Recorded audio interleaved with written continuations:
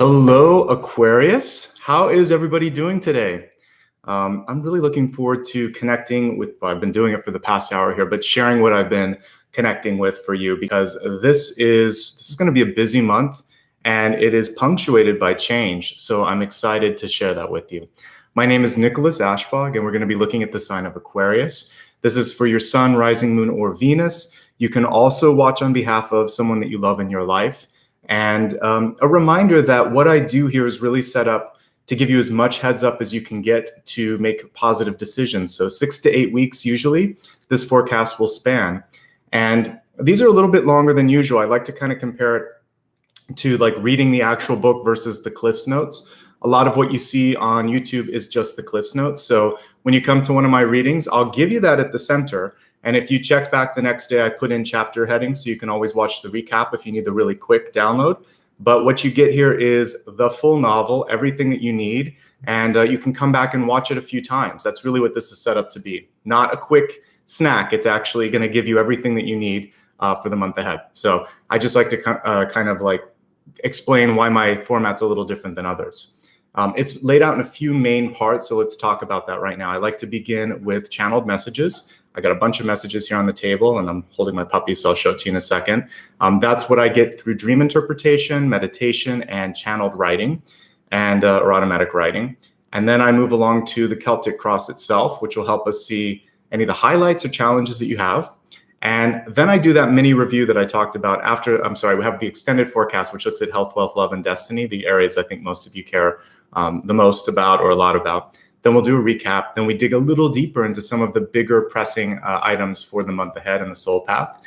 And we meditate, and then I'll pull a final card at the end, which will help you navigate a personal question, a silent question that you might have. So there's a lot here, and it's really the equivalent of like 4 or 5 readings kind of put together.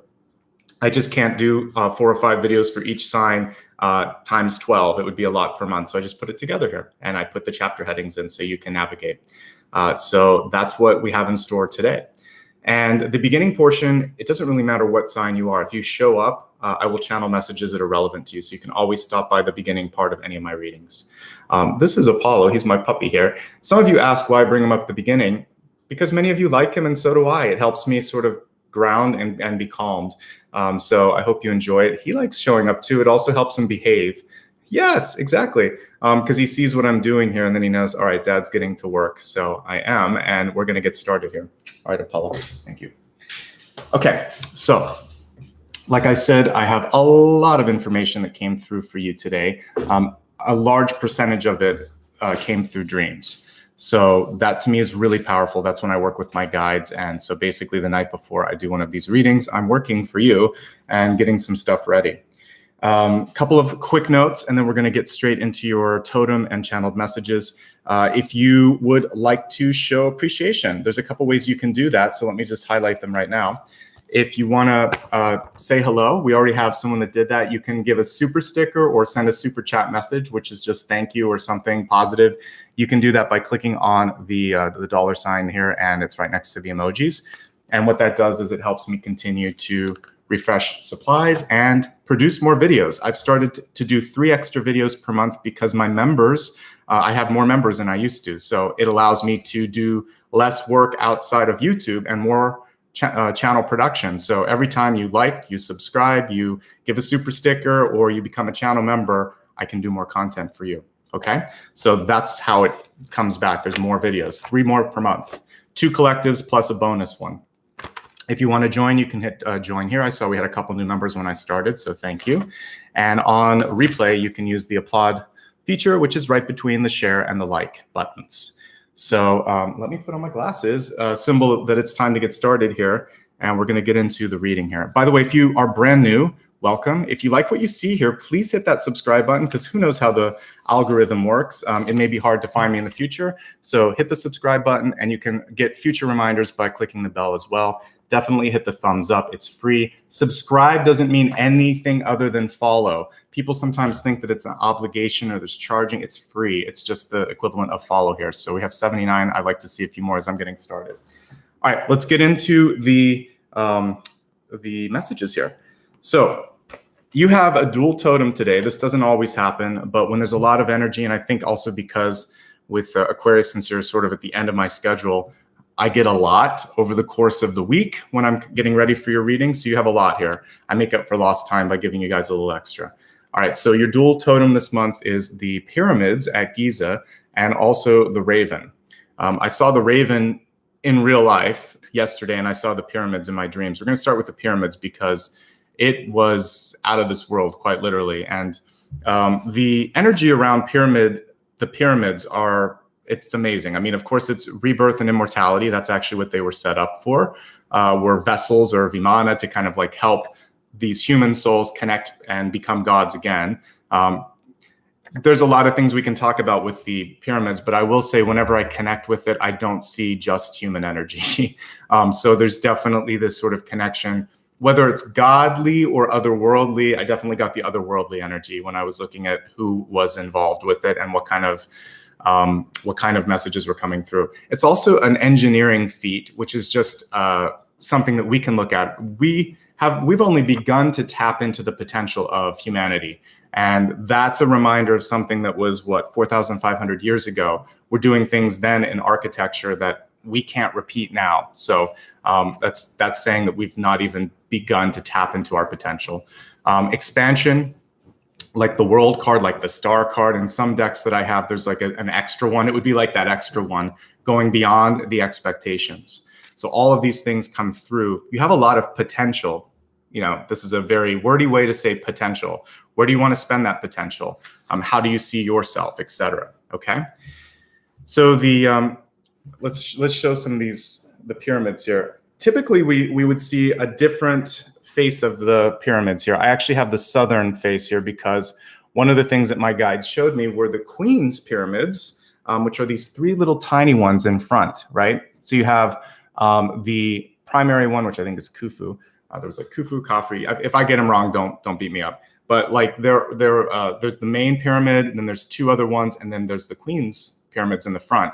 And so I was actually initially shown a big flash of the three big ones, and I spent time with my guides looking at the smaller pyramids, which we'll talk about in just a moment. They get overlooked sometimes, and I had even forgotten. I'd studied about the pyramids in school. It'd been a while, but I was like, oh, there's little ones. What are the little ones? I had to kind of do a Google search for small pyramids at Giza so I could see them. Of course, the other thing there, which we will also hit upon, is the Sphinx, which is a sentinel near those pyramids as well. And let's talk about the pyramids. Okay. Let me put this down for a second and let's begin. So everything that I just talked about, rebirth, immortality, engineering, the otherworldly energy that probably helped affect the fabrication of it because it really was beyond what humanity was able to do at the time. We can't explain it now, and you can draw whatever conclusions you'd like, but there's definitely a connection to something beyond this planet. And then expansion in general. That was a moment in human history where engineering, imagination, spirituality, it's kind of even unmatched by what's going on today. So it's an amazing period. I've seen a past life flashback where I was a priest or a priestess there. So I definitely recall that period, and I get excited whenever there's a symbol coming through from Egypt. As I said, it's a long time ago, like almost 5 millennia. It's a long time, 4,500 years. Isn't it amazing that, these pyramids were created not only to celebrate the pharaohs or emperors of the time, but to ensure their immortality. Whether or not on a spiritual or soul level that kind of immortality was accomplished is something that the other side knows. But from an architectural standpoint, they succeeded. We're still talking about them, like I said, 4,000 or 5,000 years later, which I find is amazing. So they did accomplish immortality, whether or not it was the way that they expected. It definitely happened, which is cool. And this is what I was saying. It's not just the survival of the soul, which I believe is inevitable. We are immortal on that level. We come back again and again and again. But it's that sort of memory or the mark that we leave. And they definitely left an indelible mark. So what will your legacy be? That's really what they were reminding us today. Sorry, Apollo's hair got on me. What will your legacy be? What's that indelible or that mark that you create that can't be removed or forgotten? Because this should be first and foremost in your mind as you start to create new opportunities. Use it as a compass to navigate, to set goals, to make decisions. A lot of times we think of this as our life. It doesn't have to just be the life purpose, but it's sort of the equivalent of people that carve their initials in a tree. There's something left behind that means that I was here. But more symbolically, more importantly, it's sort of not just that I was here, but I made this kind of an impact, this sort of a difference. So for some of us, it could be to create a legacy, right? Maybe you're the first in your family to, go to school, or it's really important for you to have children so that you can pass on your wealth, your family name, whatever. It could also be bigger, where you're trying to, change something about the world, the environment, which needs a lot of healing. The planet's in not such a great place. It could be to change politics and policies so that there's more, love and understanding, because there's definitely need for that when we look at like politics and things like that. So somehow there's a way that you can make a difference. What is it? How is it going to be? Education, reaching out? Is it going to be personal experiences where you're going to grow, where you're going to be stronger? There's no wrong answer here, but there should be an answer. So one of your homework assignments, if you will, is to think about not just like, what job should I get, but like, how is this going to help me grow? Am I fulfilled? Is it making the world a better place? It's things that we're not necessarily taught in school or even by our family. Some families, not all, but a lot of times it's like, you need to be a doctor so you can make money. You need to get a real job. Not necessarily. You need to get a job that makes you happy and that's going to help with your mental health, not just your sort of financial health. So think about the bigger picture. The pyramids are right there in your face. They're very big, and it's pointed too. There's a purpose. And they're pointing at the stars too. So thinking really like high up there, go reach for the stars for sure when I'm thinking of pyramids. Although the soul may be eternal, this is kind of ironic I think that the Egyptians got a lot of things right, but this part, I don't think so. They would often put material items in the pyramid so that they could take them with them in the afterlife. I think that this was more aspirational. I think maybe some of the other stuff, who knows, the mummification, pointing it to certain star systems, all this other stuff, that may have been spot on. But like taking your animals and like that were still living and things like that and putting it in the pyramid, no, we don't need to do that. Material objects and wealth we can't really bring with us, at least in my past recollections, that I'm not bringing it with me in this life. I didn't see it on the other side. But the currencies that do come with you are love, memories that we make, the knowledge that we gain. And basically it's saying that these are the things that you want to really invest wisely in. These are the things that matter most.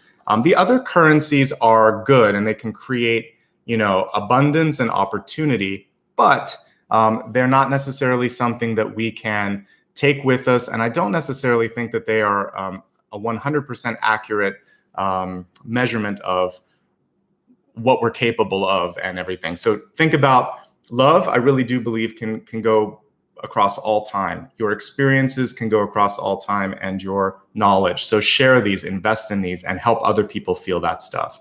Money, title, privilege, it's temporary. And it definitely isn't the main focus in life. It shouldn't be the main focus in life. All right.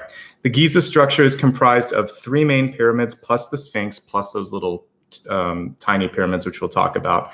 The Sphinx is something that I want to touch upon for a moment, because if you're feeling stuck, puzzled, or uncertain, then I would say, remember that sometimes the Sphinx presents a question that is deceptively simple or is right in front of your face, but you're just not able to, you're not always able to figure it out because you might be distracted by something.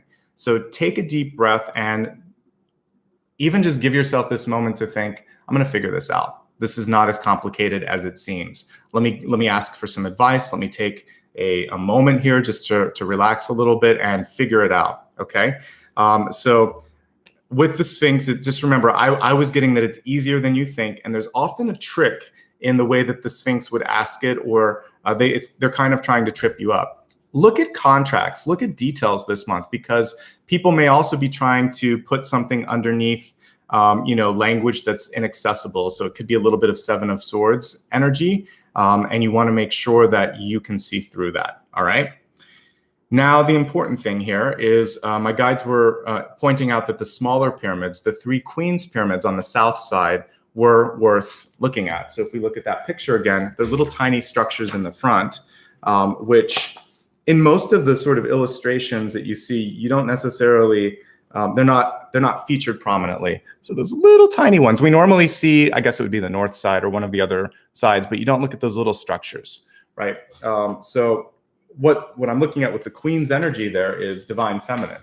So also let's talk about 3 first. It's a really symbolic energy in tarot. If you think about what it does, it's a disruptor. There are 2 harmonious numbers on either side, 2 and 4. So 4 is really cool because we can have like the 4 of Wands energy, and we can have like 2 of Cups. So it's really, this is the disruptor card in relationships. So the 3 of Cups could be new person entering your life, a third party kind of factoring into it when we're looking at relationships. It's kind of like you going from one step to another. It's also the question mark, like, are we just dating and having fun, or are we going to go into like that 4 of Wands energy? But if we look at the different 3s, so I would say 3 of Cups can be changed, 3 of Wands can be changed. They're both sort of helping you see potential. The 3 of Pentacles is growth. It's also recognition. The 3 of Swords is mourning. The 3 of Cups is celebration. 3s are about movement. So as we look at those 3 little Queens pyramids and also the 3 behind it, to me, it's all about those changes. Of course, they equal 6, and 6 can be like 6 of Wands, success. So this change that's happening right now in 6 of Cups, which is also really good for a soul reunion, which we'll talk about later. It's all pretty good. Even 6 of Pentacles, that's exactly what I'm looking for growth. And 6 of Swords is death, rebirth as well. So change is necessary. Change will bring growth. Change will bring recognition. Change it brings movement, and it is movement. So basically, Aquarius, it's time to move. It's time to move on, right? And that's what the 3 and 3 was symbolizing. That's what the 6 is helping us see. The 6 is actually pretty auspicious when I think of all the different configurations of it. 6 of Swords, 6 of Wands, and 6 of Pentacles, and 6 of Cups. That's probably one of the most auspicious, like besides the aces or the, yeah, because 10s has 10 of Swords. So I like what I'm seeing numerologically with this. It also is showing the importance of the divine feminine. So remember to pay tribute to the women in your life.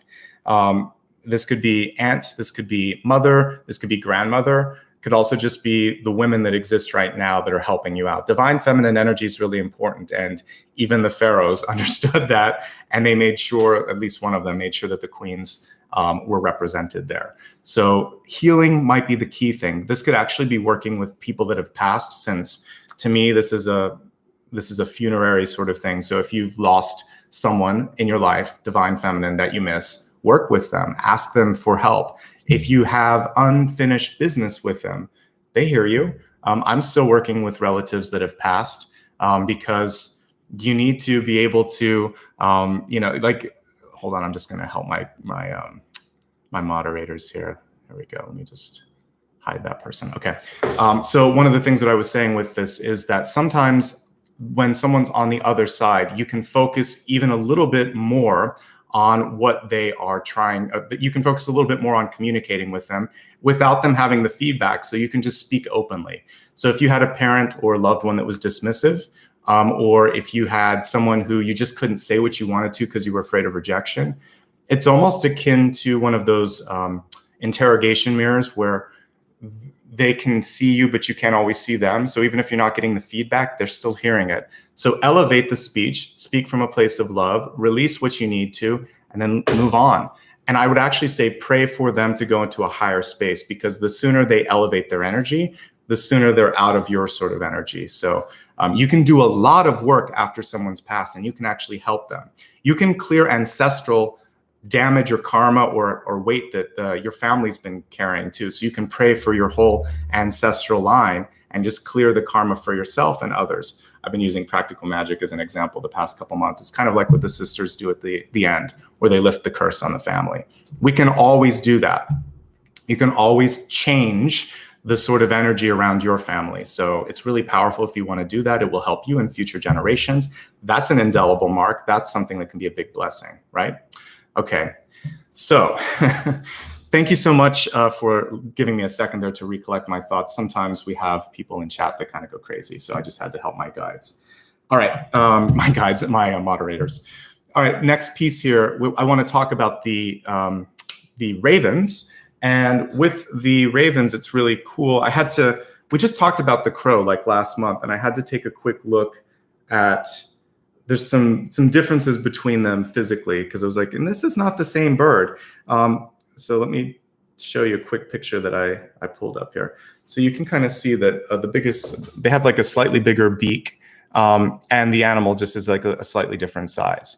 But what I was also picking up on was it felt more intelligent to me. I don't know if that's correct, but I was getting a definite intelligence. I talked to it. I was like, hey, how you doing? And it sat there and talked to me for a minute or two. I don't communicate with birds, but I listened to it, and it felt playful and very intelligent. There were two ravens together that were there. And to me, I got this sort of soul reunion, because it is a sign of reincarnation. It is a messenger from the other side. And for me, it felt very, very joyful. The two birds were not causing trouble. They weren't picking up any trash or anything like that. They were just on a telephone line. One of them was looking at me and talking to me. They weren't aggressive. It was just very fun. It was fun to kind of see that. And sometimes those birds get a bad rap because we see them often as like carrion. They're clean, but that's an important task. So they clean things up for us. They are kind of like nature's sweeper. So we should be happy that we have things like, worms and crows and things that clean things up. To me, they also show two significant changes on the horizon for you, at least two. In the case of the pyramids, we might see up to three. Twos and threes were factoring very prominently in what I was seeing, not only in dreams, but everyday life. To me, the ravens are like pages. Pages in tarot. So they are going to sort of be off. You might have an offer for something in your life that you might have to change. It could be an offer that brings about change. You could also be communicating change that you need to see. There's a couple, and you might actually be at a sort of fork in the road where you have to decide between a couple of things and that are going to bring very different things to your life. But nothing was scary about the ravens. They were really, really kind, playful, joyful messengers or harbingers of change, okay? And everything this month is about sort of like rebirth, recreation, stepping beyond a place of stagnation, because the pyramids were that too. It's almost like in Egypt, the pharaoh spent their whole life ensuring that they would have an afterlife, building that pyramid so that they could achieve life eternal. So my message to you with the crows and the pyramids is you're already eternal. Your soul is born again and again and again. It's just important this life, instead of building a pyramid, you're going to build a legacy. And you're going to make something that you would remember yourself by, future generations would, or would make you feel like when you leave this planet, like, I made a difference. That was good. So focus on something that you could feel good about if, today, tomorrow, or next week was your last day on the planet. And you should be creating that every single day. All right, next. These are the last piece here was from dreams. I watched frustratingly in my dreams as a car. I couldn't control the car. It was as if I was out of body looking at it, and it was driving out of the lines too fast. And I was trying to get my body, like project my consciousness back into the car so I could steer it. So what I saw here was, this is basically the Chariot card that came through in a modern sort of reinterpretation in dreams. You really need to take control of the driver's seat and not just the seat, but the steering column, and make sure that you are also kind of like slowing down, because I saw a lack of direction, a lack of control, and speed that was not making sense. So if there's anything that's going on in your life where you feel out of control, that's priority one. Get that sort of Chariot steering in the right direction. Trust your inner GPS. If you've ever listened to, like, let's say you're kind of way up in the mountains or you're out in the middle of the desert, all of a sudden the satellites aren't reaching you, the GPS just goes crazy, right? It just like sometimes it's re-navigating, trying to find something, or it just stops working. This is a case where you have to trust yourself. And I could tell that the car wasn't driving right.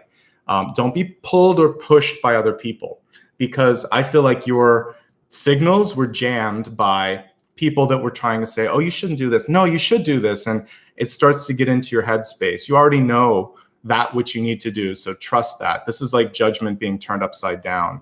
You know what to do. You know how to do it. We need to have judgment upright, the chariot upright, the emperor. I want to see control, control, control, direction, clarity, and movement. Okay. Also, be mindful of risks. I saw a relative that came through that enjoyed to go, like going to Vegas or something, but it didn't always pan out. You know, I think a calculated risk makes sense, but if you're just gambling, it doesn't make sense right now. And it didn't pay off for the relative. They showed me that. It was just a symbol, and it's not important who or what the symbol was. But what was important was it was a risk without calculation, a risk without even probably a chance of return. It was just taking a risk. So be mindful of that. And sometimes, you know, eventually you're going to have to. I saw getting a warning with the ticket for the car, but the second thing, it didn't work. So you're probably going to get a warning sign this month. You should fix it before something else happens and the risk ends up being an eventuality, like it's going to happen. And the last thing was kind of nice. I saw just a beautiful nature retreat. I was looking at mountains. I was looking at water. It felt like it was distant from the city. It would be nice to just be able to get away from it. This is especially for those of you that might have spent too much time inside, or you're in a city where there's not a lot of nature. Get out to a public park or to a hiking trail or to a beach. Some of these things in some countries, not all, are starting to open up a little bit, and it is okay to be outside. It's actually good to have fresh air. So get around some of that and ground yourself with nature. I feel like water, mountains, or trees or grass, something like that, you need to have those elements of life and movement to kind of help shift the energy. Since we had so much energy around rebirth, we actually also need to be around something that is living, something that is working like that. Okay. So let me help my moderators here today as well. Okay, it looks like they're hidden, which is good. So the next thing that I would like to talk about here real quick is that I'm going to stack up all the cards. If you missed anything, I will review it at the midpoint. And we're going to be looking at the Celtic Cross, which I really allowed to take on any shape or form that it needs to. Welcome everybody here today. It's good to see so many different people. Thanks for being patient as my moderators clean up the chat here. I do ask that everybody is kind and polite, because this is here as a sort of public service, and I'm trying to help you all out. So please be polite to one another, and it allows me to focus as well. So, all right. We're going to move on to Celtic Cross. Whatever direction needs to be taken will be taken here. And then we will always expand it to look at health, wealth, love, and destiny afterwards. All right. If you just joined Sun, Rising, Moon, or Venus, you can also look on behalf of someone else. And if you don't know why you're here, just stick around, because I'll still have messages for you, even if this isn't something that's in your charts. You came here for a reason.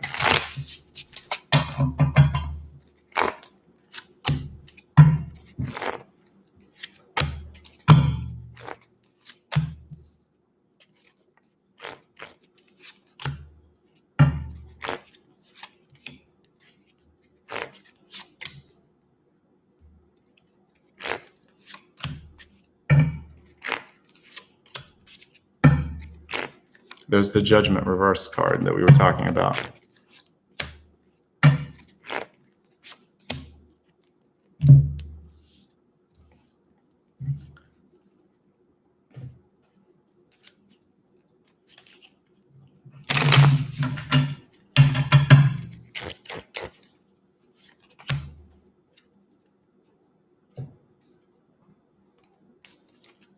An interesting thing, since we had some people popping up in chat that were kind of distracted. I think in life, when people come through, the best thing that you can do is just wish them the best. A lot of times people need help, need attention. So I'm just going to wish them the best. I hope you guys are okay. And we're going to really bring in some high energy here. I can see some beautiful stuff in the cards. So just listen and let's really pray for healing. And, you know, the crows are also about communication. And sometimes people have a hard time listening. When I was thinking about the crow the other day, it just wanted me to sit there, not the crow, but the raven. It just wanted me to be present and listen to it. And there's something really powerful about active listening. So that's another thing that the raven was teaching me.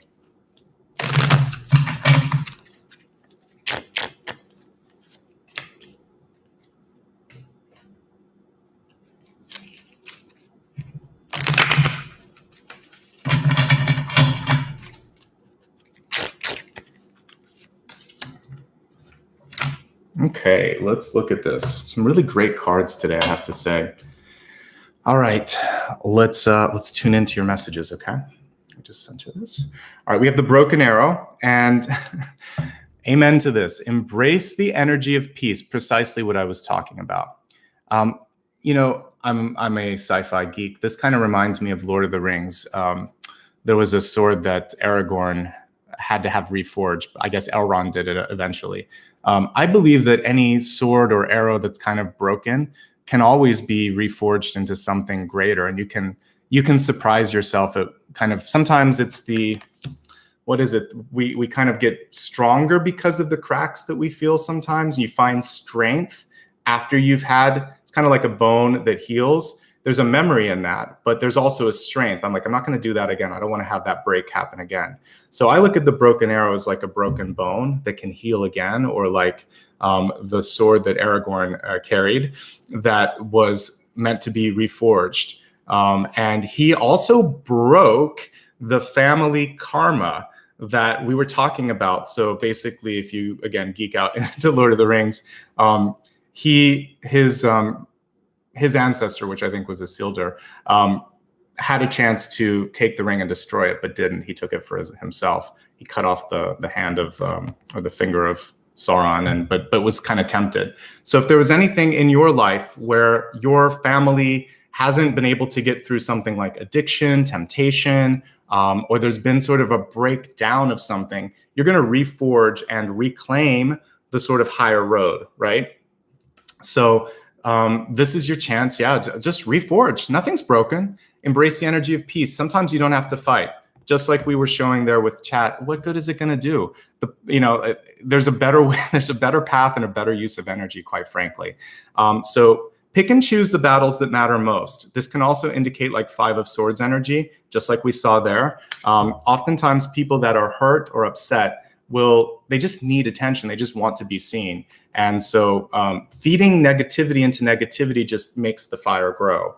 Feeding love or peace into it, they're going to move on to someone else. They'll either receive it and change, which is powerful in the hope that we all have, or they'll move on and find a more receptive audience. Doesn't work with me, it doesn't work here, so find somewhere else. But if you stick around, you might change, you might heal, you might feel better. So that's the energy that we want to do. We want to heal the broken arrow, we want to use peace, and we want to stay open-minded.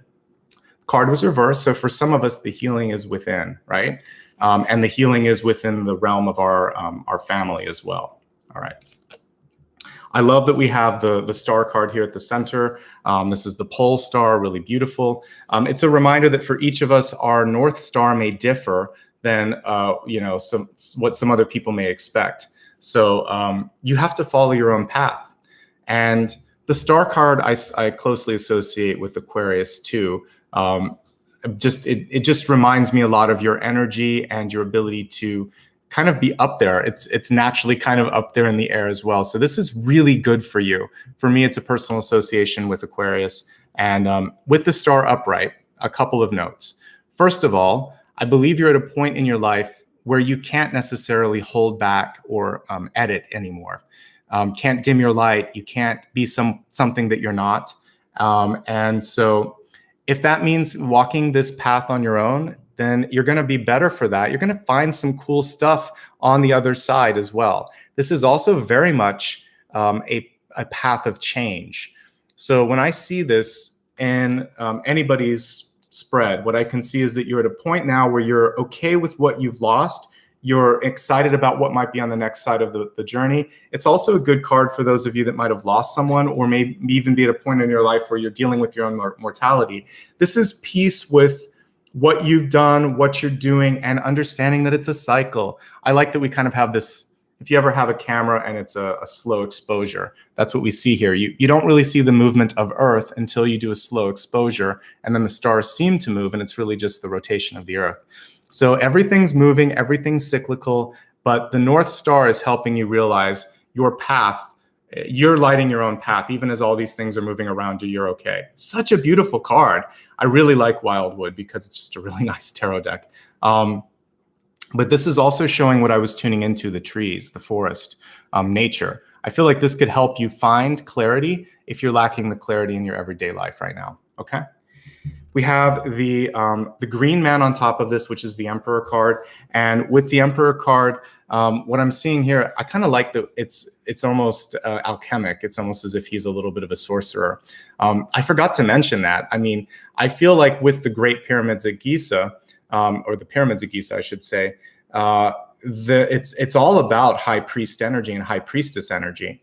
So you have the capacity to do great things if you put your mind to it and you believe it. I think for the last sign that I read for, I was saying that, you know, you're unstoppable, but only if you believe it. It holds true for you too. So take the ownership, take the control that would be inherent to the Emperor card, and you'll be fine as long as you do that. And you can see him here with his possibly that arrow reforged, or maybe it's a staff, but I like to see that you're able to kind of repair yourself and rebuild. All right, we have the Guardian card here in the deep past, and the Guardian is an interesting representation for the devil. So the Guardian sometimes stands in front of change. And the reason that we kind of have this is like the skeleton in your closet sometimes. It's hard to move on to the next level until you deal with the thing that's holding you down or holding you back, or that you might be hiding from the world. So this is really about going into the fear, going into the unknown, even if it's just the fear of success, and facing it. This doesn't scare me so much. It's just a bunch of bones. I feel like I could take a rock and it would just fall apart if I threw it at this devil. So sometimes we're just looking at the remnants from something that was, and to me, it seems very inanimate. I'm not scared of this devil card at all. But we have to sometimes face the skeleton in the closet and let it go. And I feel like that's the key thing here. So this could also be an announcement, a coming out, coming back from something, a chance to really just sort of stand your ground and say, I'm not afraid of you. You're just a bunch of bones. You're not even alive. This is just a fear of mine that I'm going to release. Devil energy still has to be taken. If we look at it more in the Rider-Waite-Smith, sometimes it's like not at face value, but if we look at the constraints, I see it as something that can't be delivered. So if there's someone that says, yes, I will do this, and there's a habit, it's in the past, I want you to look at their habitual energy of perhaps not showing up, the lack of accountability, the lack of being realistic. It could also be you agreeing to do too much as well, or giving too much away. It's a contract none of us want to sign. We don't want to sign it with El Diablo. We want to have something where there's, at the very least, something that's reciprocated, where both parties win, or something unconditional. The contract needs to be better. You can rewrite or remove or release a contract. It really feels like that's the key thing here. So for some of you, it's just about, it could be getting a divorce. It could be saying no. It could be letting go of an addiction. It could be revising or fighting or legally going through and saying, you did something that was wrong and I don't like it and we're going to fix it. So whatever it is, you can stand up to this scary looking bone thing, because I just feel like I could touch it and they would all fall apart. It's weaker than it looks. Not always the case with the devil, but this one I feel there's a lot more fear surrounding it, and you've changed since you've met it. And so you're going to be able to release whatever that block was. All right, we have this mirror card here, which is next, and this one is actually the Hanged Man. It's confusing in this particular deck. Look at this one, how we have one of those, basically the ships that kind of go away in a funeral thing. What is it called? Is it I can't remember the name of this ship, but it's very Six of Swords energy. So for many of you, what's necessary here is a release to get rid of this stagnation that is coming through for you. Also, it's reminding you to look at to look at what you're like. There's 2 of Wands energy as much as there is sort of like the Moon energy. You have like 3 cards in this. It's like the Hanged Man, the Moon, and the 6 of Swords, the way they've interpreted this. So we see the 6 of Swords, which is release. So we see a symbol of a spirit or a soul that needs to pass, something that is under the pyre. Thank you, a funeral pyre. So this is basically just that, one of those transitional vessels. And by the way, what was the pyramid at Giza? It was a vessel. It was a vimana. It was a chance to go from one dimension to another. So for some of you, you're dealing with the loss of someone or something. Could be a job, could be a person. It's whatever, your version of mourning or loss.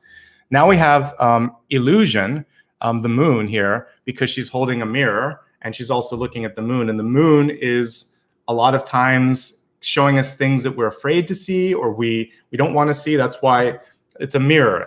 And you know, it even has cups energy. There's so much in this particular Hanged Man. But when I look at vessels, as they are in this particular deck, they are mirrors sometimes too of what we need to see and what we've put out there in the universe. But now the answer to all of this is to get centered again, go into that pole star that we had here at the center, the North Star or the star, and get back on track. Because you are your own source of illumination. We don't want you to be a mirror of something else, like start shining your light. And the 2 of Wands, where usually you're looking at the earth or a crystal ball, I want you to get back into the North Star and then think, this is how I'm going to do it. This is when I'm going to do it, etc. You have all the power you need to create the change. This Hanged Man is very multifaceted. There's a lot going on in it. But the key thing that I could take away from it is there's a release that needs to happen. And for some of you, you're waiting until the release has been processed. There's a redirection of focus that has to happen. Get back to the main goal. Don't get distracted by what's going on. And then ultimately, realizing that what's in front of you is a reflection of what you have within. So start shining and start really pushing out positivity and things are going to turn around. Okay. There's a small delay, but it feels like by the time you are looking at this or by the time next month kicks off, the delay will have let up because the card is reversed. All right, we have, and yes, it's just like a hearse too, but this is a funeral pyre. So use whatever metaphor you would like. All of these is correct. Okay, we have the world tree here. And with the world tree, I mean, basically this is the world, but what I like about this card is we see that sometimes we don't know how to get out of something until we're already on the other side. When you're looking at it from a bird's eye view, like our raven, which came through earlier, it's so much easier. Like, okay, I can go here, I can't go here. I should take this instead of this. So hindsight, it's always 20/20. Retrospect lights a clearer path, whatever kind of phrase you want to use. It's always easier after you've been through it to say, oh, I messed up. But when you're in the thick of this maze, you're doing the best you can, all right? Give yourself credit, give others credit, don't judge so harshly. In fact, we see the judgment card here, the Great Bear, but it's basically saying you and only you can judge yourself. And so don't, and also at the end of your day, since we are basically part of the divine, it's not like God judges us. God works with us to help us see what we did, and then we judge ourselves and we decide what lessons we want to do in the next life. You are your own judge and jury at the end of the day. So feel free to do that for yourself. Feel free not to do it for others because it's not going to help that much. Instead, try to help them maybe see possibilities, try to support them. This is ends and beginnings. It's one of the 2 bookends in tarot, the Fool being the beginning, the World being the ending. But it's also, if you're getting the picture this month, it's all ends and beginnings. So all an end is a doorway. When you finish something, at the end of the 10 of Wands is an ace. Or you could see it as or a page. It depends on which way you want to go. The cycle repeats. So what are you ready for the next ace? That's kind of what I see coming through for you. You have to let go of something and something new will come in. This is really good for those of you that are in a creative or an engineering or a sort of patent sort of path, because this is distribution, this is production, this is broadcasting. So this is your time to expand, which I wrote much earlier here, which we saw here was about expansion, right? So rebirth, immortality, engineering, and expansion. The otherworldly piece of this is to kind of innovate, right? Innovation is just that, going beyond the expectations. And yeah, I like sci-fi. I also like, you know, old school movies. Like if you look at Star Trek, Star Wars, Battlestar Galactica, I really like the reboot of that. But what's cool about it is the way that they reimagine technology and humanity. Battlestar Galactica, the reboot, is amazing for that too, especially if you want to look at AI versus humanity. Sometimes the AI being more empathic and kinder than the human counterparts. It's cool to sort of look at that because there's a lot of philosophy in art. So anyway, this is a time for expansion. You have a chance to open a lot of doors. You have to get out of the thicket and get a bird's eye perspective to maybe see how it's all coming together, but it's coming together for you. All right, we have the King of Pentacles here, and I like that there's a wolf here. This is reminding you of the power of instinct. And with the wolf card, it should feel right. If you enter into something and you just are kind of like, first thing that you feel is like, yes, really good, or no, I shouldn't do it.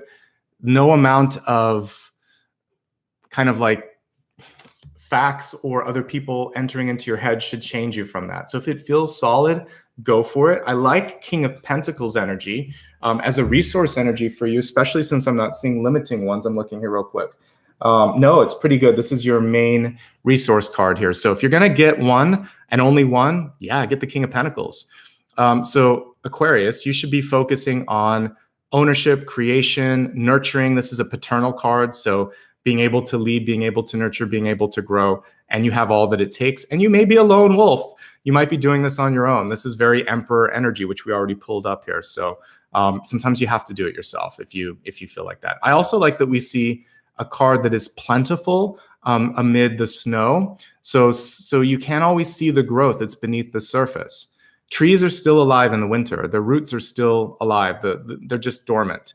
So this is about really a symbol of coming out of dormancy and showing growth. It's spring. It's the promise of spring, even when you're entering into winter. Okay. And we see the moon again coming through, which is, let's look at what we need to focus on. If you look at the moon card, there's a wolf and there's a dog. So you are looking straight at the moon and saying, yeah, I got to deal with that. Yes, this scares me. And also I'm inspired by this. You're going into your intuitive side and just trusting where you're being led. As long as you do that, you're fine. Notice that everything's pointing to the sky in this particular deck. We're looking at the North Star and this person's taking their path. The wolf is listening to the energy of the moon. The hangman can be solved by looking at the moon and facing the reflection that it's afraid to see, all of that, okay? We also have like what looks like a stork or something right next to this person. A lot of messages that are coming in that you have to be able to listen to. So accept the feedback, accept the signs in front of you, okay? We have one of my favorite versions of Five of Cups, because Five of Cups is typically a card where you sort of, it's always about a shift in perspective, but this tells you how to shift it. So we see the little caption here, ecstasy, and we see someone dancing, and we see them in a pentagram, which is pointed towards the spiritual side. So it's about moving. It's about taking this energy here, because we're looking at pentacles and coins, and it's saying, I'm going to kind of dance this dance of creation. I'm going to make more of this than what there was. I'm going to like try to take the best piece of it. And we see all of the cups upright. This is the only time you're going to really see that. And how? Through your own creation, through your own energy, through your own alchemy, through being happy, through sort of like surrendering to what's in front of you. So it's a really nice thing. When you start to focus on the positive, you can turn all of the cups upright. You can fill all of the cups up. There's nothing that's spilled. There's nothing that's lost. I was reading something this morning as I was walking my dog about how someone dealt with loss. And it was actually, yeah, it was a Stephen Colbert. There was a quote where he was talking about this. And actually he was quoting J.R.R. Tolkien, which we talked about today. But everything that we experience in our life, including the loss, including the tumults, they actually create the character of the moment. So if you can celebrate that because it's a blessing from the divine and understand why it came in, then you can be stronger for that experience. So this ecstasy card is saying, I celebrate my mistakes. I celebrate my losses. I celebrate my scars because they've made me stronger, and I now can move past them. And I can be a more empathic and caring person because I know what it's like to not have this, to not get this, etc. So have you ever noticed that people who have been through a tough time tend to be kinder, tend to have a little bit more empathy, especially once they achieve again or whatever, they appreciate it. So it's all context. So this is in the soul, and it's saying find the context. We have judgment reversed, which is sometimes denial, sometimes a lack of confidence, sometimes just an integration that needs to be done. Another guardian here, the great bear here on the judgment card, not unlike what we saw here, where the devil was a guardian too. So you have a couple of totems that are coming through here guarding a pathway.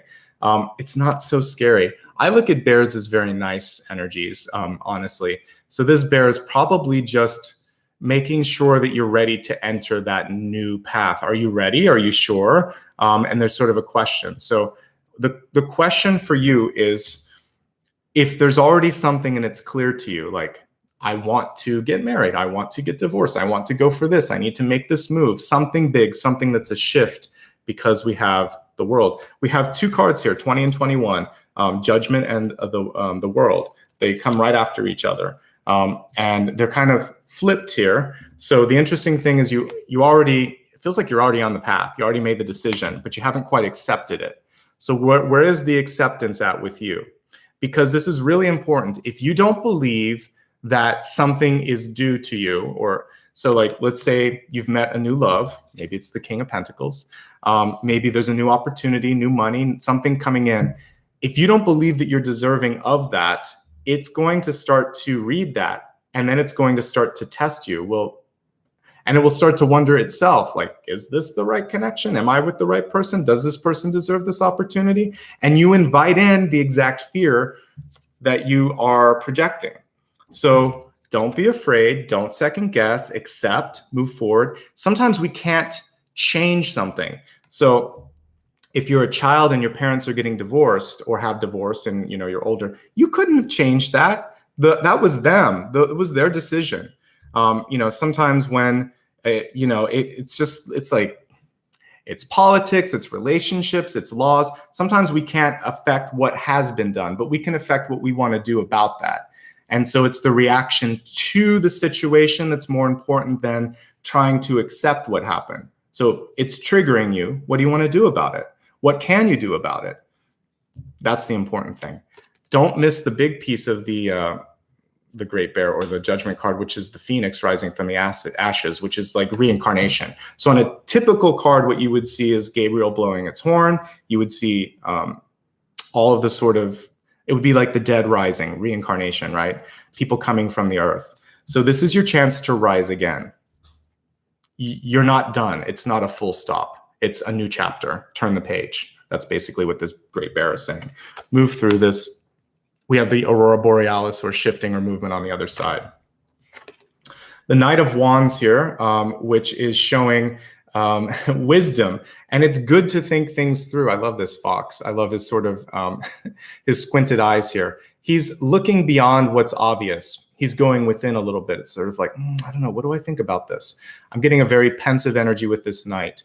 Knights are required to move, and they're also, for me, if we think of the best version of a knight, it should have a code of honor. It should do the right thing. It should be the first one to make that movement happen. Kings and queens wait. Pages are busy and they're very much sort of like in the weeds, but the knight is the one that's fighting for what's right. So out of this decision, like, what do I do about it?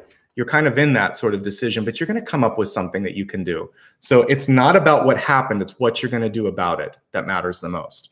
And when we look at the near future, you're going to be just fine, because you got the King of Pentacles, which is one of the stablest cards that I could pull. Most stable, whatever. We have the Seven of Cups here at the end here, as I'm looking at your outcome. And there's a couple things to think about here. I've never really seen Seven of Cups sort of looking at it as a mourning card, not so much for me. I usually, I think of it as a possibility card of like what you can do. So for some of you, it feels like you've got to let go of something first, though, before you can see the possibilities here. And we see, for some of you, there's a little shadow of whatever was making you afraid from the past. So release the shadow and move into possibilities.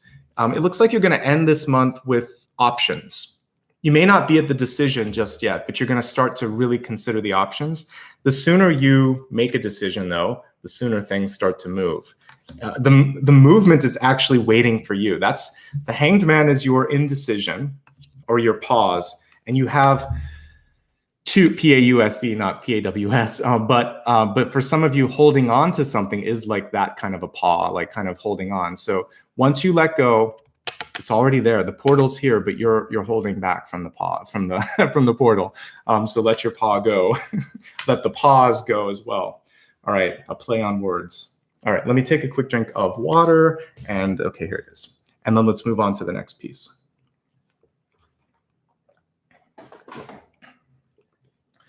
Okay, we're going to expand the forecast to look at health, wealth, love, and destiny. With your health card right now, this is a great card. It shows appreciation here. And this was kind of like what I was talking about earlier, where you say to yourself, I am grateful for everything that came to me, even the setbacks, even the sort of difficult things, celebrating the scars rather than trying to cover them up. And the other thing here is how gratitude in general in your life can help you feel like better mental health. So appreciation to me is gratitude. So what in your life can you be grateful for? Trust me, we can all find something. If you've ever witnessed an older relative in your life struggle, I've seen this. I had a couple of grandparents that dealt with like a stroke, and then one of them had dementia, and I watched their bodies not being able to, like they couldn't take care of themselves. The one that went through dementia, which was misdiagnosed as Alzheimer's, they lost control of everyday things. So you couldn't use the restroom, you couldn't shave, you couldn't clean up for yourself. And at one point, your body just stops breathing. So breathing, going to the bathroom on your own, simple things like that, dignity, self-care, those. And if you need help with any of those, if you have someone to help you, that's your dignity and that's your gratitude too. Thank God this person's here to help me with that. So wherever you're at, you can go very basic, being able to digest food, being able to breathe, being able to see. And then if you lack one of those things, sometimes if you lack sight, your hearing and your intuition is heightened. So maybe this is actually a blessing because you can perceive other things. Look at it from whatever angle you can, because there's always someone who is dealing with less than what you have. And the appreciation, it can start at a very basic level, and then it can get really big. And you're going to feel so much better after you work through the steps of gratitude. Go with the basic things, breathing, walking, sleeping, eating, thinking on your own. All of these things are basic, but not guaranteed. And we don't actually, in a given lifetime, we may lose some of these things. So today, be grateful for what you have and pray for those who don't have the capacity to do that. Okay. Let's move on to some other things that are specific to you, but the gratitude is the main thing. Okay. Overcoming an addiction. Whenever I see the devil card, there's a chance to release something. You are not broken. You are healing.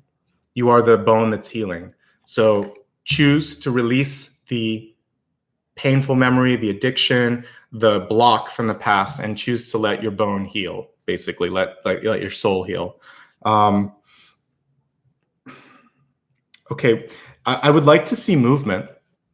The hanged man is stagnation, and so is the emperor sometimes. And what we see here is someone who is moving. I mentioned dance actually in the very last reading that I did. So obviously this depends on your body, your age, and what your doctor says. But if it's something that you can do and that you like doing, it's good for moving energy. The other thing with judgment is knowing what you need to do and just doing it and being accountable. There can be a little bit of Seven of Swords energy with judgment reversed, which is denial. So accept what you need to and move forward on that. Some of you need, it feels like there's just a lot going on mentally right now, like a lot of cognitive wheels that are turning. Excuse me. So before you go to bed, make sure that you're giving yourself enough time to decompress, to clear the cobwebs, and to find something that you can do to sort of really just center yourself. Don't necessarily watch the news before you go to bed. If you're going to read something that is relaxing. Be better to do sort of meditation or something else. Just kind of give yourself 20, 30 minutes before you go to sleep to clear your head. Same thing in the morning. Set a goal or a priority. You can even do it the night before. Say, this will be tomorrow's focus. I'm not going to worry about it. Write it down so you're not stressing about it at night, and then just go to sleep. Clear the head a little bit. Talk to someone if you need to. We're not always capable of clearing our headspace. It's something that's an acquired skill. So if you need a therapist or someone like that as well. Clearing in general, clearing your space around you is going to help. All of that, just clearing, okay? The next piece here is we look at wealth. We have trust your vibes, and I like this. Thank you, angels. Today I choose to trust my intuition and your guidance. So tuning in is really, really key. And it's exactly what I was talking about. She's reversed, so it's kind of like the high priestess reversed. The king of stones or the king of pentacles is that wolf that trusts its own intentions, or its own intuition rather. And as long as you're tuned in, you're going to be fine. If this is also like the car that was driving off the cliff. If you get too many people in your headspace, it's sort of hard to figure out who's running the show. Some of you at work, because this is in wealth, there may be no leadership. And so what you might have to do is figure out, how am I going to either how am I going to deal with this lack of this lack of leadership, or how am I going to kind of like get into my own space where this isn't going to be a big deal. So some of you might need to move on. We saw change cards. So if you're in a company or a relationship or an experience where nobody's running the show and they're not going to accept your leadership, it's time to move on. Go somewhere else and let go of that. Let's look at some other wealth cards. First of all, you have the auspicious King of Pentacles here, which is great. So you might have to do it on your own. You might start your own business. These are very entrepreneurial cards. So is the Star. With more visibility comes also more feedback and chatter. We're seeing a lot of it today here. So with some of that chatter, you have to just learn how to tune it out. And that's going to be really, really important here. Also, it feels like there's an overdue decision or step that you need to take with respect to that. Protect your ideas. You have great ideas. So make sure that you are getting copyrights, patents, and legal protection if you are someone that's an engineer or a creator of some sort, an artist, and get all of that stuff buttoned down, okay? And yeah, ideation. This is a great time for development and doing new things. So I really like that. So if you're in a place where your ideas are not respected, I've had that happen in my life where I was just shut down at meetings. And that was a clear sign for me. I even said it once, because I can be blunt sometimes. And I just said, well, I guess I should shut up because everything that I'm saying is being shut down. And they were all shocked, because normally you wouldn't say that at a boardroom meeting. But it's sort of like, if you're not going to listen to me, I probably shouldn't even be here on some levels. And that told me that they didn't value me and that there was no need to continue to invest in that. So if you're constantly being shut down, even if you have valid ideas, it is time to move on. You can do better, and you can do it on your own if you need to, or you can move up somewhere else. So movement, trust your vibes, trust your intuition. Listen, we see two people closing their eyes and focusing on the internal compass. So the car that I was seeing, again, driving off the cliff, don't let other people take the wheel. You take the wheel and you focus and you see where you need to go first. And as long as you know that, you're going to be all right. Let's look at love and relationships. I like what I see. The card is reversed, so it could be an unexpected friendship or union on the horizon. I saw the two ravens, and we see the two sort of energies here. What I was seeing with the raven energy was past life connection, and it could just be friendship. So one thing that differentiates me with other readers is I'm not focusing solely on your person. Your person may be your best friend. It could be your dog. It could be yourself. So, but I do see another person coming in. I like that this is covering that it should at least start with friendship, and it could just be friendship. Okay. So there is something very positive, joyful, playful, supportive that's coming in, and I like it a lot. So trust it, don't force it, allow it to come in as it needs to come in. Let's look at the relationship lens through the three different angles that I like to look at it. Looking for love in a relationship, or not looking for love, but figuring out how I want to work with the relationship energy in my life. So if you're looking for love this month, we see it coming through in the energy of this sort of lone wolf and the King of Pentacles. You could meet someone who's fiercely independent. You could also be fiercely independent. And the challenge would be, how do I meld with someone else?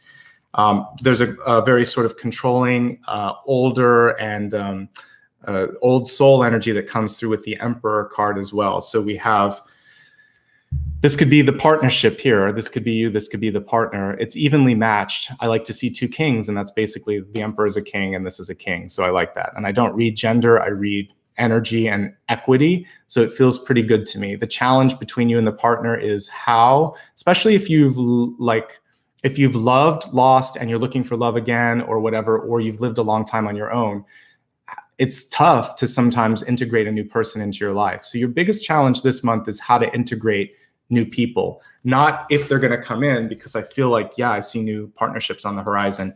It's like, how do I get used to, and we're all coming out of a pandemic where we couldn't touch, where we couldn't be with people. So I think we're all feeling a little bit of the lone wolf energy. So do I feel comfortable? Is this safe? So take your time. There's no rush. There was nothing here showing that you had to jump into the 10 of Pentacles or the 2 of Cups. For me, it feels like a meeting is the key thing this month, and you get to decide what to do with that meeting. Okay, have some fun. The ecstasy card is here. So this is just about enjoying the moment. Don't overthink it. Judgment reversed. Don't overthink it because this is a very pensive Knight of Wands. Just feel it out. What I do like with Knight of Wands is it's usually very expressive. I think that you're going to have a fun time hanging out.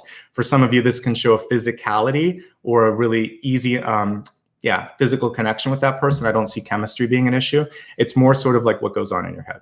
If you're in a relationship, one partner could be pulling back a little bit, because we saw that funeral pyre here, where it's sort of like 6 of Swords energy of pulling back. You could be stuck a little bit because it is the Hanged Man. And there's this feeling of like, how do I reconnect with this person? So I would say, again, it's through not trying to focus so much on, if you're in a relationship, it gets very kind of like list oriented. Oh, did you pick up this? Oh, let's take the dog to the vet. Oh, where are the kids? Oh, have you paid this bill? So let's get out of management mode, because the Emperor is very management mode. So is the King of Pentacles. Is very practical. And let's get more into like, what movie do you want to look at tonight? I picked up some food. I hope that's okay. Like, do some spontaneous, some fun things and rekindle the flame. Hold some space for that person. This is very magical. And create something if you want to. Some of you are ready to step out of a relationship, because Judgment reversed and the World card is saying, I think I'm done with this. So if you are done with something and you don't want to rekindle the flame, stop thinking about it so much and start doing, right? There's always a mourning process that is going to be intrinsic to any movement like this, but it feels like you're on the right path. If you're not looking for love, good for you, because the main thing that I see here is movement in personal development and new opportunities. It's a really good time to focus on going to school, developing something, finishing up a project that you're working on. And then I see movement and delivery with that, which is great. Okay. So you don't have to connect with someone if you don't want to. I still see a partnership though. So I would say make time for the networking and the friendship in your life, because even from a sort of very practical business point of view, this is going to be important for you to be able to bring an idea to the next level, etc. All right, let's focus now on the next thing, which is, this is your destiny card, which is showing your current trajectory. And it's sort of saying, guess what? It's still happening. We have a coming together here. So even sometimes before you come together, before there's a joining, there has to be a separation. So to me, the World and the Judgment card could be an end. And then what we're seeing here with these two cards, the Love card and then the Destiny, is now a reunion, now something else. Or maybe you need some time away from someone or something, like a sabbatical, and then you come back and it's stronger. I do see this process of separation and then rejoining, and I think that's good. Also, the bigger purpose in everything that you're doing right now should be in bringing some sort of community or some sort of a harmony to the situation. And if that harmony isn't getting accomplished or achieved, then this is time for you to move on to find something bigger and better. Let's quickly review, and then we're going to go a little deeper. I want to look deeper into the Devil card, the World card, and the Judgment card, they're really big cards to come through for you. So the Devil and the Hanged Man come together a little bit as a block and a stagnation, and the World and the Judgment card, because they're very close to each other, it's kind of like the key and the door that opens, like the key to the lock and then the door. So I want to kind of look at those two, and then the Wild card. We'll meditate, and then we'll get into the question that you might have for me. So let's quickly review. If you just joined, impeccable timing. If you've been here, stick around because I still have some additional insights as I do the review. All right, the dual spirit totem today was the Great Pyramids of Giza. I paid special attention to the little tiny pyramids around it that were for the queens, and then also the raven, which is a harbinger of change. So they're both harbingers of change, actually. But when I focused on the pyramids first, it was such beautiful energy. Rebirth, immortality, engineering, and imagination. I just couldn't fit it all on this card. Otherworldliness, that's the star energy. I literally saw kind of like alien type energy. So thinking beyond the expectations, going way out on a limb, and trying something that hasn't been done.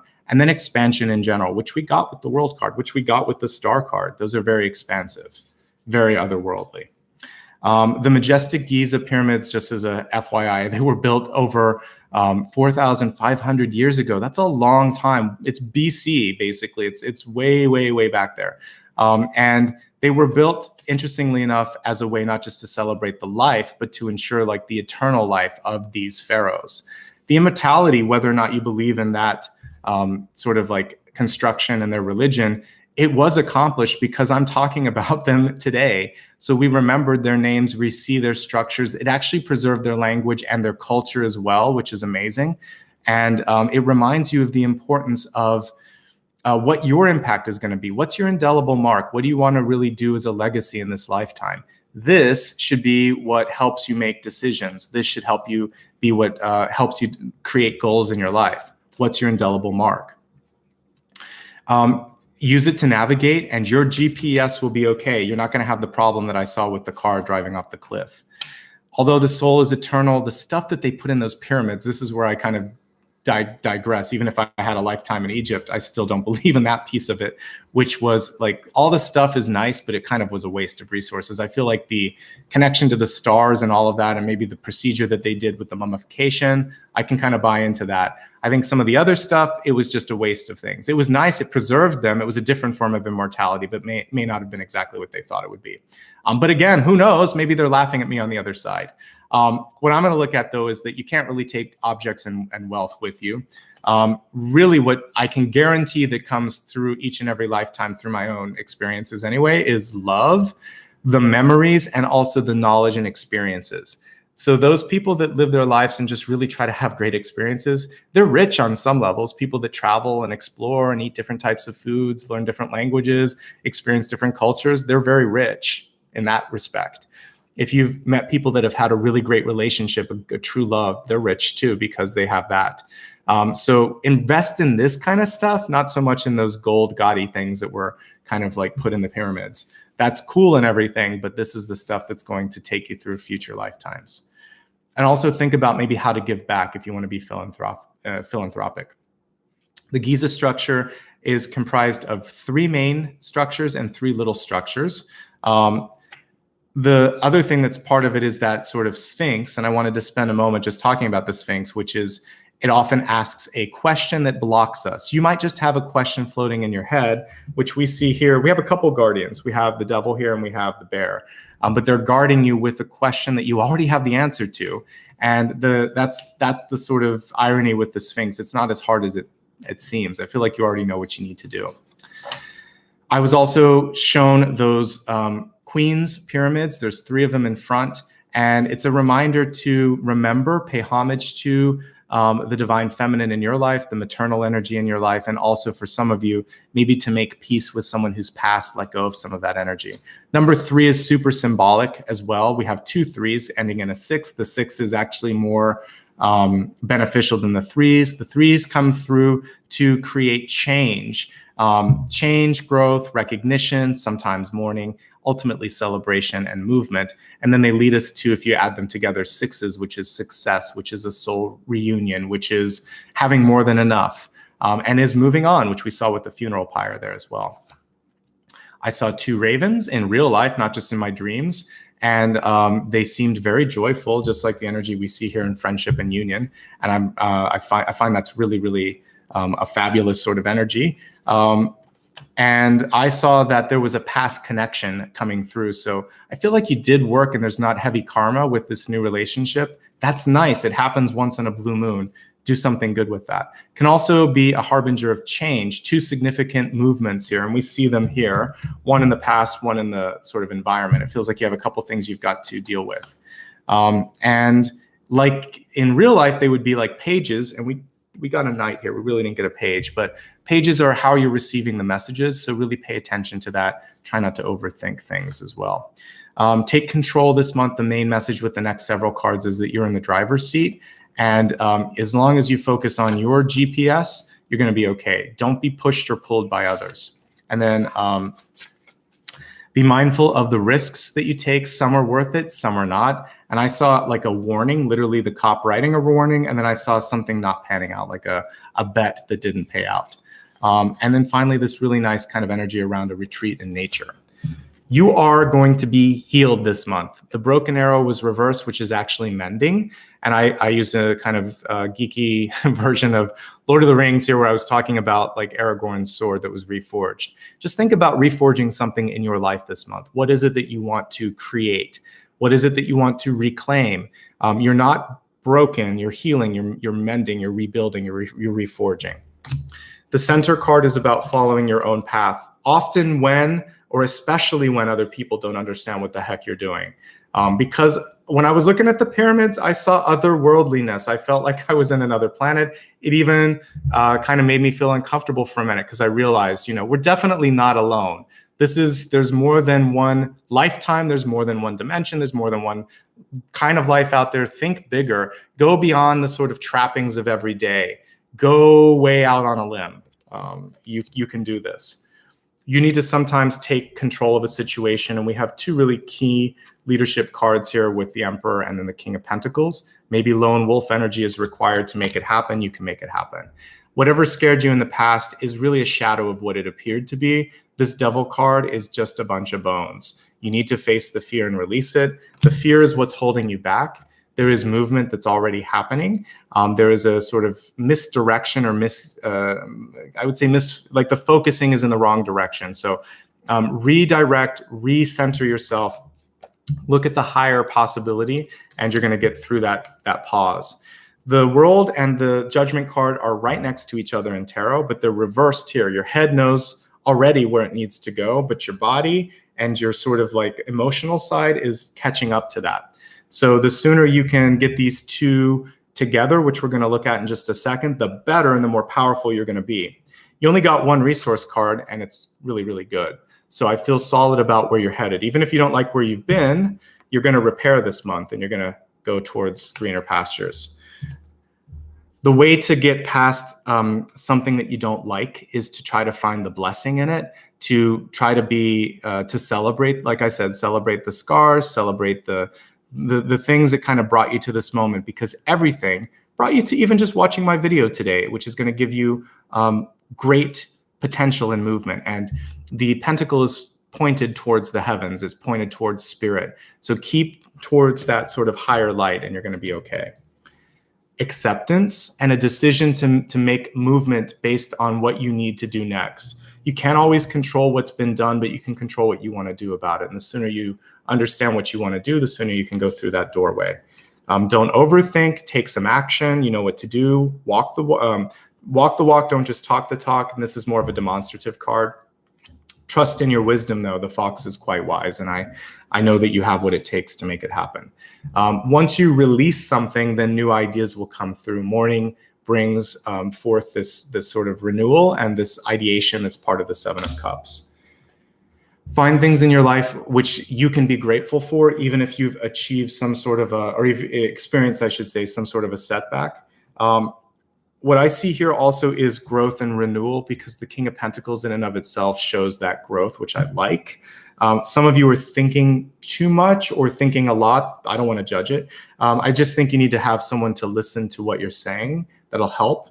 we had an equivalent earlier here of the ravens, where someone was just talking too much and you couldn't hear what was going on here. So that may be existing in your real life as well. So get what you need to get the mental clarity that's necessary.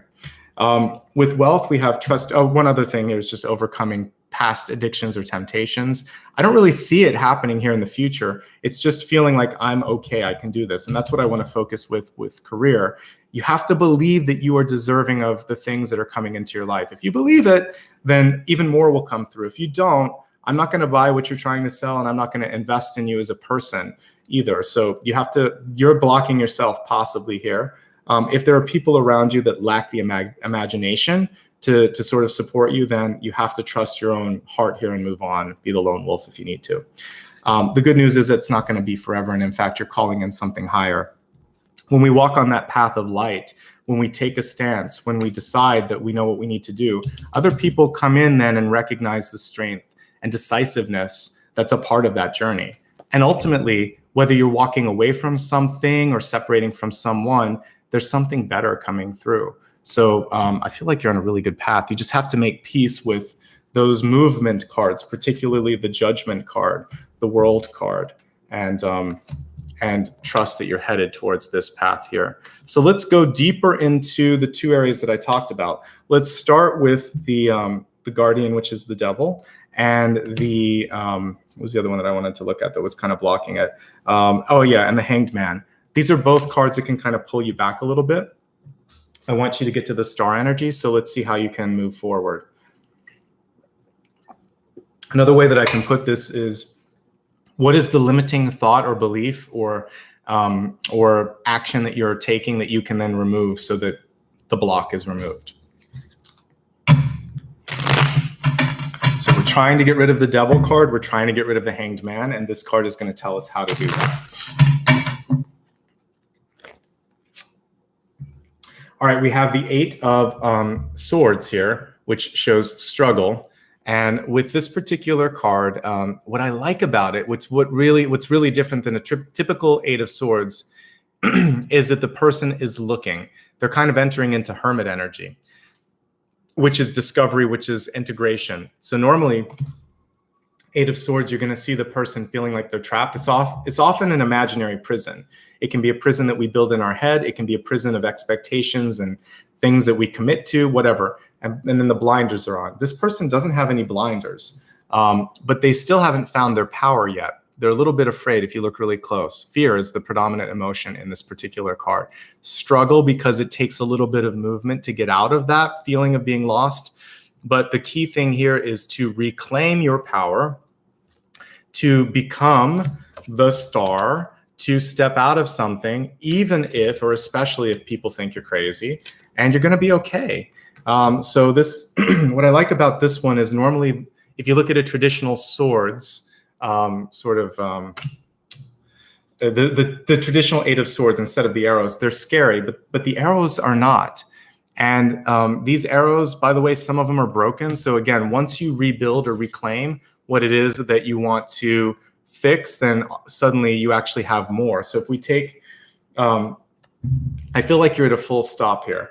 We could kind of take all of these together, and people don't often look at the numerology, but if you take the 10 of Swords and learn the lesson, it becomes an ace, because 1 + 0 is 1. And so if we take these 2 broken arrows and add them to this 8 of Swords here, then what we're really getting, because arrows are swords in this deck, is 10, which is 1. So I feel like you're on the precipice of turning a new page, new beginning, and reclaiming your energy. But what's first necessary is to process the pain or process the emotion, and then you pull it all together and you have 1 arrow and you can become like the archer. So that's my message here, is process it. You're holding the energy potentially of an Ace of Swords and also of a star, hermit/star. So what I see here is that you just have to accept, integrate, and reclaim. And you'll be okay with this. But it is about looking. The way to overcome 8 of Swords or 2 of Swords is to take the blinders off. 2 of Swords is indecision. 8 of Swords can be ignoring things. They can both be ignoring things a little bit. So the sooner you deal with something, the better. All right. Let's look at the expansive cards, the Judgment and the World cards. Judgment, which is a rebirth card. The World card, which is literally kind of expansion, going out there, it makes sense that I was seeing kind of alien structures in my dreams, because the world could also have a pyramid on it. It is about this world and beyond this world.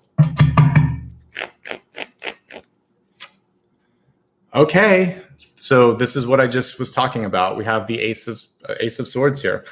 So thank you for that.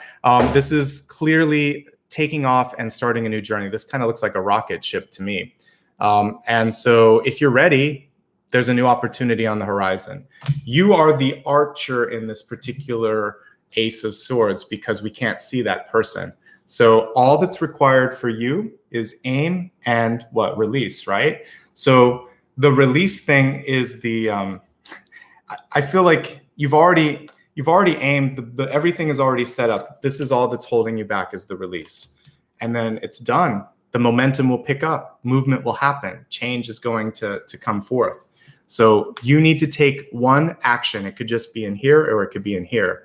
And then maybe follow through with something physical. But it feels like these two parts, your head and your heart, have to connect in order for this to happen. So are you ready to release? Once the release happens, you get the ace that I was just talking about when I said if you add the 8 and the 2, then you get the ace, and you got the ace, okay? Now let's just pull a wild card. You'll get a chance for one more card at the end, but let's look at this wild card and see what have we missed so far.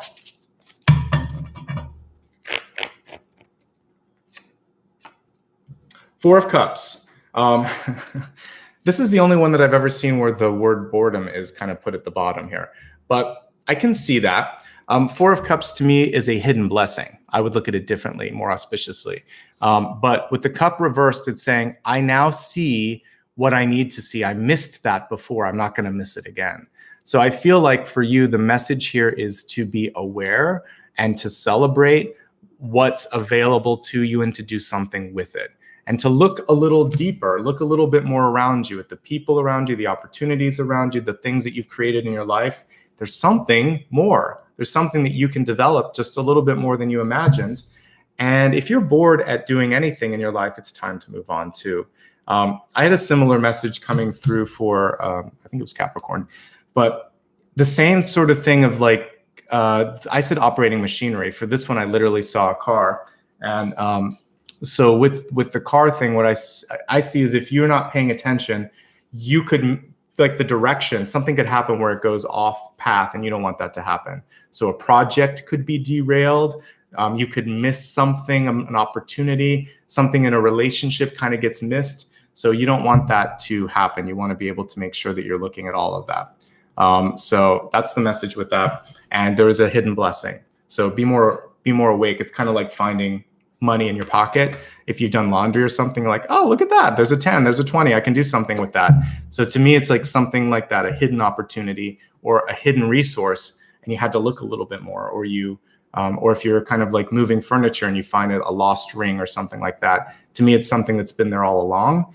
It just required some rearranging of thoughts, a little bit more attentiveness, and then things are going to actually start to happen. All right, let's quickly meditate. And today, what I'd like to do is help you. I'd like to help you release, because when we looked at the soul path, that's what it really was about, aiming and releasing. And then let's really call in the star energy here and imagine that we could kind of like rise up and become that star. So a combination. So maybe what we could do is kind of stay grounded on the planet, but put an arrow towards the star and kind of like go up into the star energy and connect with it. Before I do that, just a couple quick notes, and then we'll get into the meditation, and then I will answer a silent question that you have for me.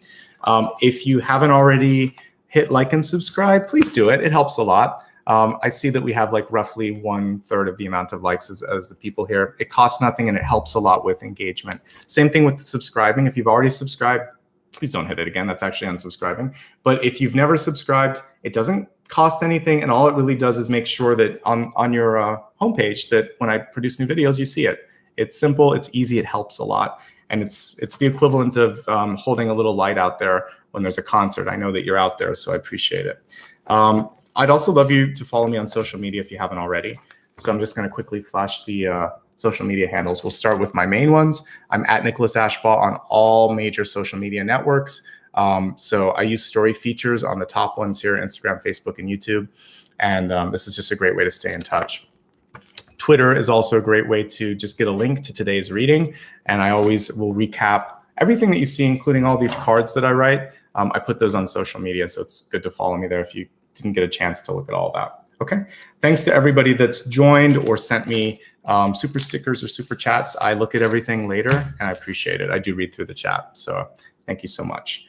All right, let's meditate. And then while I'm doing this, while I'm getting set up, I want you to think a little bit about what your question to me will be. I look at it as a yes, no. I also look at it as a little bit deeper.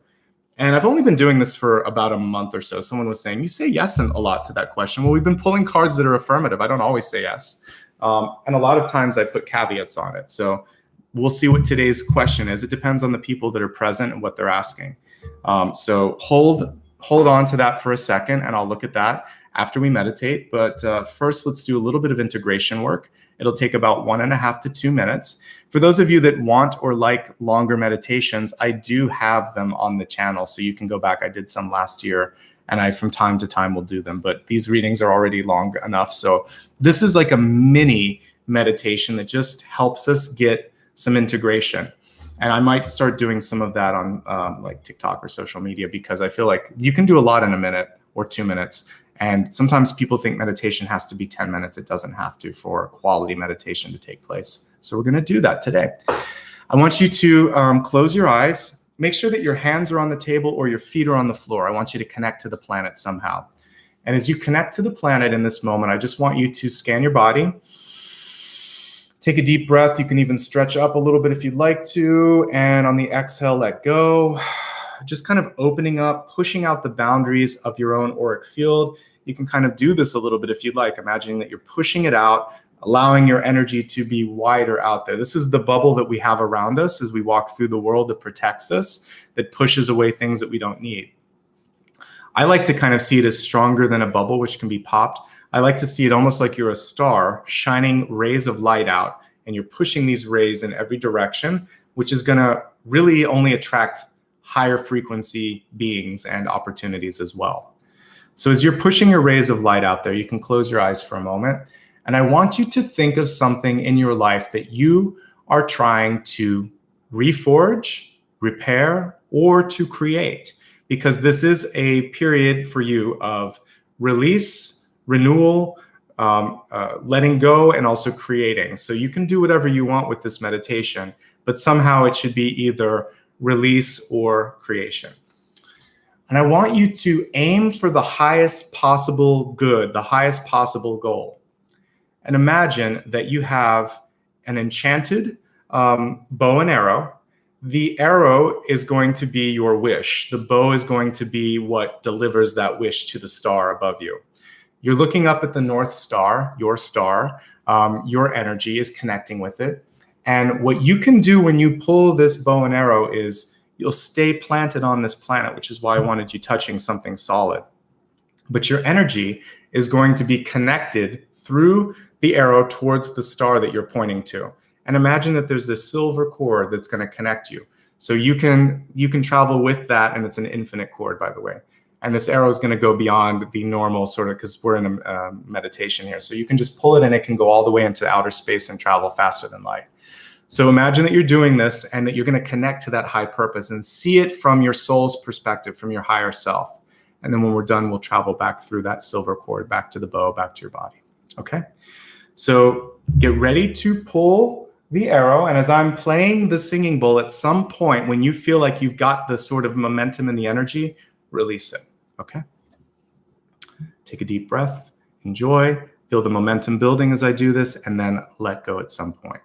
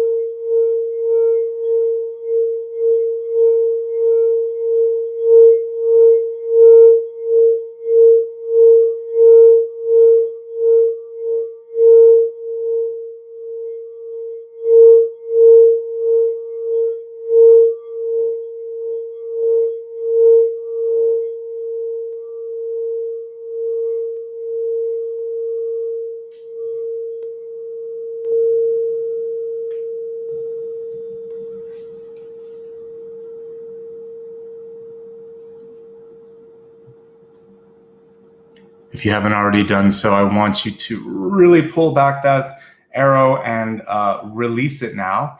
And if you haven't already traveled, imagine that you are traveling faster than light towards this luminous object in the sky. And as you connect with it, it's going to, just like a plugging into an outlet, that silver cord is going to go right into your heart space, and it's going to light you up because you've just connected with your higher self. If you were able to envision things, fantastic, hold that with you. If you weren't, you're going to be receiving downloads, because we're going to keep the connection there with that higher self. That arrow is up there, you're holding onto the string, you can do whatever you want with that. But as long as you want the connection, you can just even place it in your heart if you want to. You can rub your hands together, place one hand on the top of the other, and imagine that you're sealing that connection between you and your higher self, and it's going to guide you. And it's an invisible connection, it's a GPS, and it's going to point you in the right direction. All right? Gently open your eyes and come back when you're ready. And let's take a look at the final card, the silent question that you might have for me. Hold it in your mind, hold it in your heart. Think about what it is that you need information or guidance about. And I'm going to pull a card and do my best to relay what you need to see and hear. And actually, we got one that flew out of the deck here. We have the 9 of arrows, and look what's going on here. This is someone who has the ability to basically move through anything here. So 8 and 9 of swords are always tricky, like I said. The 9 of swords here, it's a very different version of it. So, normally you would see someone stressing out. What I see someone doing here is taking control of the situation and deciding, like, I'm not going to be misdirected. So this is a cautionary card. If it's a yes, no, I would say not yet. So I occasionally do say no, but this is not like a full stop. What I think is necessary here is to stay vigilant and dedicated and kind of like pick up the pieces here. So there's a little bit of cleanup that's necessary before you make the next move, okay? So I've always wondered in like sci-fi and action movies, when you see people just kind of like constantly using their bow and arrow, I'm like, someone's got to clean up those arrows. They don't have, that quiver's not going to be full forever. This is the cleanup. This is the saying, all right, I've done all of this. I'm going to reclaim my energy. I'm going to get back into that sort of like thing that we just did there, which is like aim and release, send and release. And then you're okay. So a little bit of cleanup, a little bit of reclamation first. And then I feel like yes, but there is a pause. And so it's a not yet. I would say no, not yet, but it's not a full stop. And it feels like also like just releasing stress is necessary. So for some of you, the stress is distracting you from the power that you have, which we already just talked about in the meditation.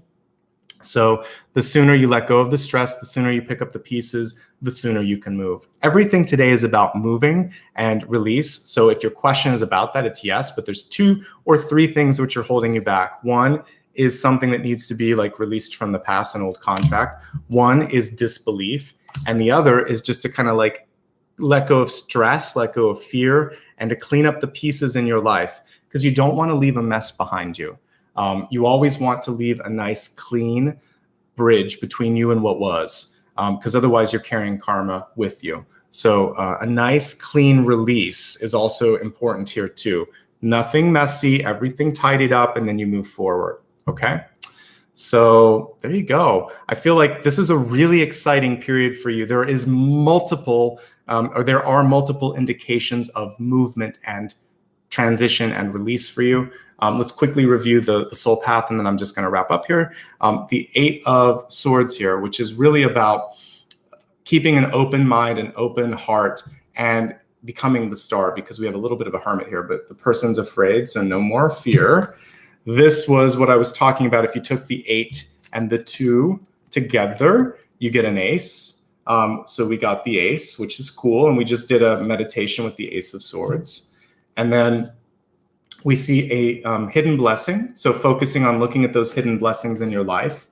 And then just making sure that when you leave, listen, any change is going to create stress. Just do the best you can to tidy up and to release the stress.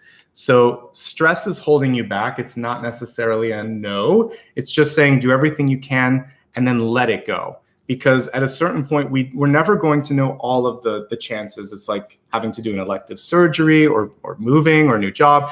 You prepare the best you can. That's a calculated risk. Going and gambling on roulette, that's just gambling. That's just a risk. So that was the main thing that I had when I was looking at channeled messages, is that calculated risks are good. Risk for the sake of risk or fun, not good, not going to pay out.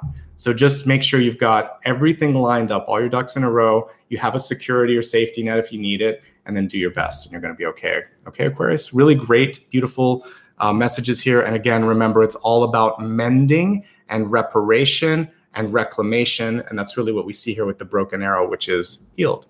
Something that was once broken becomes one. Okay. So before I wrap up here, if you haven't already liked and subscribed, last chance to do so. Thank you so much for the lovely energy that you brought forth today. You heard me geeking out on sci-fi and fantasy. If you like Lord of the Rings or Dune or something like that, my book is right behind me. It's called The Luminous Ones. It's available on my website and through many book retailers online and overseas. So take a look at that. Thank you to everybody that gave back today. You made today possible. You're making the extra videos possible. A couple of quick notes, because I didn't have a chance to say this earlier. I'm going to have special videos this week. So first of all, the next reading is tomorrow. So I have Pisces tomorrow. I have a navigating Mercury retrograde. I want to focus on how we can thrive rather than sort of struggle during Mercury retrograde. So that's your bonus reading this month. And then we have an end of month collective, where I'm going to be looking at a topic that comes to me right beforehand. But everybody's welcome to both of those. The bonus one is a very focused one on how to navigate. It's like a retrograde toolkit. And the collective one is going to be focused on taking a temperature check for the moment, checking in, especially this is good for those of you that might be one of the first ones that I read, like Aries or Taurus or Gemini. We can check in a little bit and see where you're at. But for everybody, it's going to be a chance to refocus, especially taking some of the lessons that we learned from the retrograde reading and putting them into practice. Okay.